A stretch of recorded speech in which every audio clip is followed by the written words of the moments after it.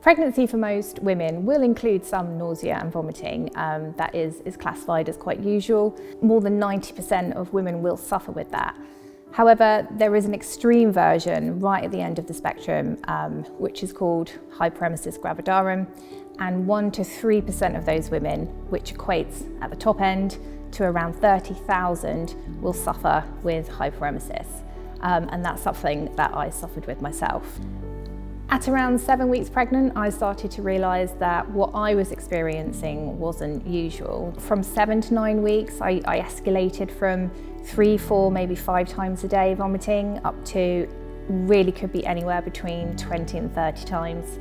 And my nausea was so debilitating because it was 24 hours a day, 7 days a week.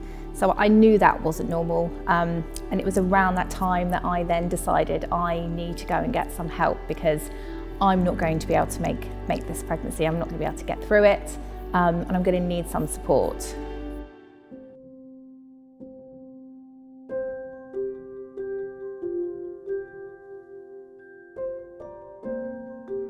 Hyperemesis is a major and under-investigated problem.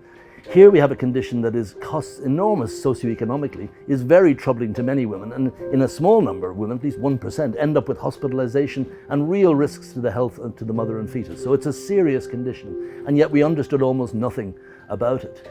Well, my lab's been interested in how hormones made in the body act on the brain for many decades. And in 2017, largely due to work in industry, it became apparent that this rather obscure hormone, GDF15, really was a hormone that was made in the body and acted on the brain. And in particular, it acted in areas of the brain that we knew caused nausea and vomiting. So we first of all proved that the GDF15 in the mother's blood doesn't come from the mother, it actually comes from the fetus, the baby. So it makes all the GDF15 that's making the mother sick. But you can't explain it just on the basis of how high the GDF15 is. That meant there must be something about the mother that's influencing her response to the GDF15 made by the baby.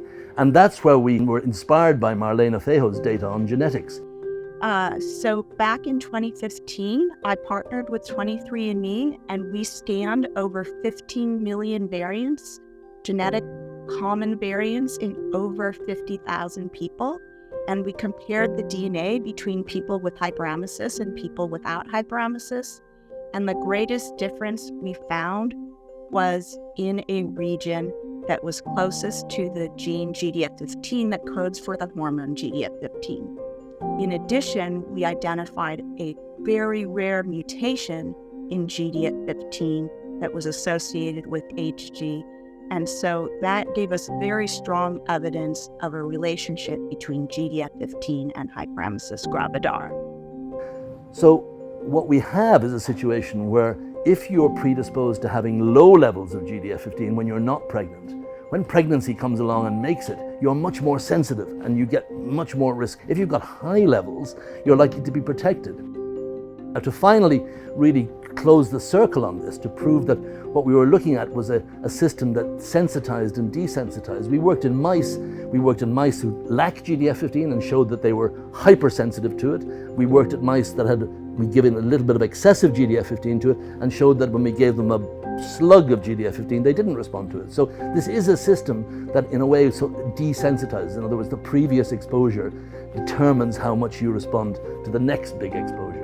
So I think we've kind of cracked now the basic biology of hyperemesis. It is a condition characterized by both the excessive production of GDF15 by the fetus and excessive sensitivity on the part of the mother. And that leads us immediately to implications for treatment and prevention. This study is a ray of hope for sufferers of hyperemesis, and that's not just in the UK, that's globally. And that's because we really have never been given any indication as to why we suffer the way we do. And so this research is going to finally let us know what causes this condition. And of course from that, this really big ray of hope is that then hopefully there will be a treatment or maybe even a cure.